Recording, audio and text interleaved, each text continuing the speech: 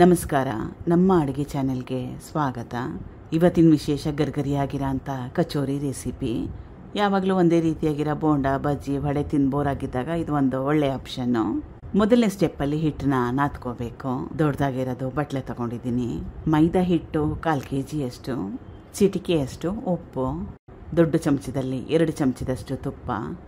ಚೆನ್ನಾಗಿ ಕೈ ಆಡಿಸ್ಕೋಬೇಕು. ಎಲ್ಲ ಭಾಗಗಳಲ್ಲೂ ತುಪ್ಪ ಕರೆಕ್ಟಾಗಿ ಹರಡ್ಕೋಬೇಕು. ಆ ರೀತಿಯಾಗಿ ಇದು ಅಜ್ವೈನ್ ಅಥವಾ ಓಂಕಾಳು 1 ಟೇಬಲ್ ಸ್ಪೂನ್ ಅಷ್ಟು. ಈಗ ಸ್ವಲ್ಪ ನೀರನ್ನ ಹಾಕ್ಕೊಳ್ತಾ ಹಿಟ್ಟನ್ನ ನಾದ್ಕೋಬೇಕು. ಚಪಾತಿ ಹಿಟ್ಟು ಕನ್ಸಿಸ್ಟೆನ್ಸಿ ಇದ್ದರೆ ಒಳ್ಳೆಯದು, ಅಥವಾ ಅದಕ್ಕಿಂತಲೂ ಸ್ವಲ್ಪ ಗಟ್ಟಿಯಾಗಿ ಕಲಿಸ್ಕೊಂಡ್ರೂ ಕೂಡ ಪರವಾಗಿಲ್ಲ. ನಾದಿದ್ದಾಗಿದೆ. ಕೊನೆಯಲ್ಲಿ ಸ್ವಲ್ಪ ಎಣ್ಣೆ ಮೇಲ್ಗಡೆ ಸವರಿಟ್ರೆ ಮೇಲ್ಗಡೆ ಲೇಯರ್ ಏನಿರುತ್ತಲ್ಲ ಅದು ಒಣಗಲ್ಲ.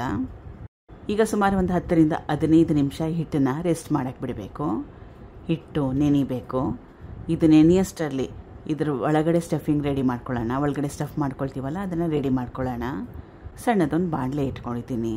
1 ಟೇಬಲ್ ಸ್ಪೂನ್ ಅಷ್ಟು ಧನಿಯಾ ಅಥವಾ ಕೊತ್ತಂಬರಿ ಬೀಜ, ಅರ್ಧ ಚಮಚದಷ್ಟು ಜೀರಿಗೆ.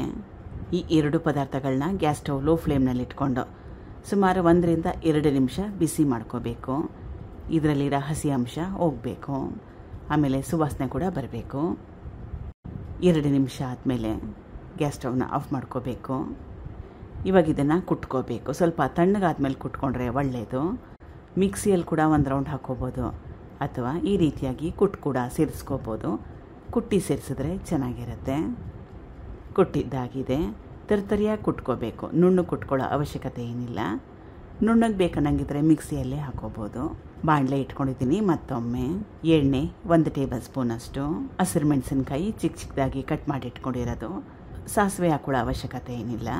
ಇದು ಗರಂ ಮಸಾಲ ಸಣ್ಣ ಚಮಚದಲ್ಲಿ 1 ಚಮಚದಷ್ಟು, ಅರಿಶಿನ ಸ್ವಲ್ಪ, ಬ್ಯಾಡಗಿ ಅಚ್ಕಾರದ ಪುಡಿ ಸ್ವಲ್ಪ. ಇದಕ್ಕೆ ಬೇಯಿಸಿಟ್ಕೊಂಡಿರೋ ಆಲೂಗಡ್ಡೆ ಸುಮಾರು ಒಂದು 4 ಮೀಡಿಯಮ್ ಸೈಜ್ ಆಲೂಗಡ್ಡೆನ ಉಪಯೋಗ ಮಾಡಿದ್ದೆ. ರುಚಿಗೆ ತಕ್ಕಷ್ಟು ಉಪ್ಪು. ಇದು ಪುಡಿ ಮಾಡಿ ಇಟ್ಕೊಂಡಿದ್ನಲ್ಲ ಜೀರಿಗೆ ಮತ್ತು ಕೊತ್ತಂಬರಿ ಬೀಜ, ಅದು ಚೆನ್ನಾಗಿ ಕಲಿಸ್ಕೋಬೇಕು. ಸ್ಟಫಿಂಗಲ್ಲಿ ತೇವಾಂಶ ಕಡಿಮೆ ಇದ್ದರೆ ಒಳ್ಳೆಯದು. ಈ ರೀತಿ ಮಾಡೋದ್ರಿಂದ ತೇವಾಂಶ ಕಡಿಮೆ ಇದ್ದರೆ ಸಮೋಸ ಹೆಚ್ಚಿನ ಹೊತ್ತು ಕ್ರಿಸ್ಪಿಯಾಗಿರುತ್ತೆ, ಗರ್ಗರಿಯಾಗಿರುತ್ತೆ. ಆಲೂಗಡ್ಡೆ ಹಾಕೊಂಡ್ಮೇಲೆ ಸುಮಾರು ಒಂದು 2 ರಿಂದ 3 ನಿಮಿಷ ಬೇಯಿಸ್ಕೊಂಡಿದ್ದೆ. ಗ್ಯಾಸ್ ಸ್ಟವ್ನ ಮೀಡಿಯಂ ಫ್ಲೇಮ್ನಲ್ಲಿ ಇಟ್ಕೊಂಡು ಚಿಕ್ಕದಾಗಿ ಕಟ್ ಮಾಡಿ ಇಟ್ಕೊಂಡಿರೋ ಕೊತ್ತಂಬರಿ ಸೊಪ್ಪು ಹಾಕೊಂಡ್ಮೇಲೆ ಮತ್ತೊಮ್ಮೆ ಕಲಿಸ್ಕೊಂಡ್ಬಿಡ್ಬೇಕು. ಸ್ಟಫಿಂಗು ರೆಡಿಯಾಗಿದೆ. ಇದು ಕೂಡ ಹಿಟ್ಟು ಕೂಡ ಸುಮಾರು ಒಂದು 10 ನಿಮಿಷ ನೆಂದಿದ್ದಾಗಿದೆ. ಮತ್ತೊಮ್ಮೆ ಸುಮಾರು 1 ರಿಂದ 2 ನಿಮಿಷ ಚೆನ್ನಾಗಿ ನಾದ್ಕೋಬೇಕು. ಸಮೋಸ ಮಾಡ್ಕೊಳ್ಳೋಂಗಿದ್ರೆ ಮೈದಾ ಹಿಟ್ಟು ಉಪಯೋಗ ಮಾಡಿದ್ರೆ ಒಳ್ಳೆಯದು. ಇಲ್ಲಾಂದರೆ ಅಷ್ಟು ಕ್ರಿಸ್ಪಿನೆಸ್ ಬರಲ್ಲ. ಗೋಧಿ ಹಿಟ್ಟು ಉಪಯೋಗ ಮಾಡಿದ್ರೆ ಗರ್ಗರಿಯಾಗಿ ಬರಲ್ಲ. ಅಥವಾ ನಿಮಗೆ ಮೈದಾ ಹಿಟ್ಟು ಉಪಯೋಗ ಮಾಡಲಿಕ್ಕೆ ಇಷ್ಟ ಇಲ್ಲ ಅಂದರೆ ಚಿರೋಟಿ ರವೆನ ಉಪಯೋಗ ಮಾಡ್ಬೋದು. ನಾದಿದ್ದಾಗಿದೆ. ಪೂರಿ ಸೈಜಲ್ಲಿ ಲಟ್ಟಿಸ್ಕೋಬೇಕು. ಸ್ವಲ್ಪ ದಪ್ಪ ಲಟ್ಟಿಸ್ಕೊಂಡ್ರು, ದಪ್ಪ ಪೂರಿ ಥರ ಮಾಡಿಕೊಂಡ್ರು ಒಳ್ಳೆಯದೇ. ಮಧ್ಯದಲ್ಲಿ ಸ್ಟಫಿಂಗ್ ಮಾಡ್ಕೊಂಡಿದ್ನಲ್ಲ ಅದು 1 ರಿಂದ 1.5 ಚಮಚದಷ್ಟು. ನಾನು ಯಾವ ರೀತಿ ಮಡಿಸ್ತಾ ಇದ್ದೀನಿ ನೋಡಿ, ಅದೇ ರೀತಿಯಾಗಿ ಫಾಲೋ ಮಾಡಿ. ಎಕ್ಸ್ಟ್ರಾ ಹಿಟ್ಟನ್ನ ತೆಗೆದುಬಿಡಬೇಕು. ಲಟ್ಸಿದ್ದಾಗಿದೆ. ಎಣ್ಣೆ ಕೂಡ ಚೆನ್ನಾಗಿ ಕಾದಿದೆ. ಆದರೆ ಇದು ಮುಖ್ಯವಾಗಿರೋ ಅಂಶ ಏನಂದರೆ, ಕಚೋರಿ ಆಗಲಿ ಸಮೋಸನಾಗಲಿ ಮಾಡ್ಕೊಳ್ಳುವಾಗ ಎಣ್ಣೆ ತುಂಬಾ ಜಾಸ್ತಿ ಕಾದಿರಬಾರ್ದು. ಮತ್ತು ಐ ಫ್ಲೇಮ್ ಬೇಡವೇ ಬೇಡ. ಲೋ ಫ್ಲೇಮ್ಗಿಂತಲೂ ಸ್ವಲ್ಪ ಜಾಸ್ತಿ ಇಟ್ಕೊಂಡ್ರೆ ಸಾಕಾಗುತ್ತೆ. ಒಳಗಡೆ ಎಲ್ಲ ಚೆನ್ನಾಗಿ ಕ್ರಿಸ್ಪಿ ಆಗ್ತಾ ಬರಬೇಕು. ಐ ಫ್ಲೇಮ್ನಲ್ಲಿ ಏನಾಗುತ್ತೆ ಅಂದರೆ ಮೇಲ್ಗಡೆ ಬಣ್ಣ ಬರುತ್ತೆ, ಒಳಗಡೆ ಚೆನ್ನಾಗಿ ಬೆಂದಿರೋದೇ ಇಲ್ಲ, ಕ್ರಿಸ್ಪಿ ಗರ್ಗರಿಯಾಗಿ ಬರಲ್ಲ.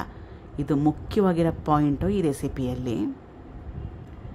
ಲೋ ಫ್ಲೇಮ್ಗಿಂತಲೂ ಸ್ವಲ್ಪ ಜಾಸ್ತಿ. ಒಂದು ಸೆಟ್ ಆಗಲಿಕ್ಕೆ ಸುಮಾರು ಒಂದು 4 ನಿಮಿಷ ಬೇಕಾಗುತ್ತೆ.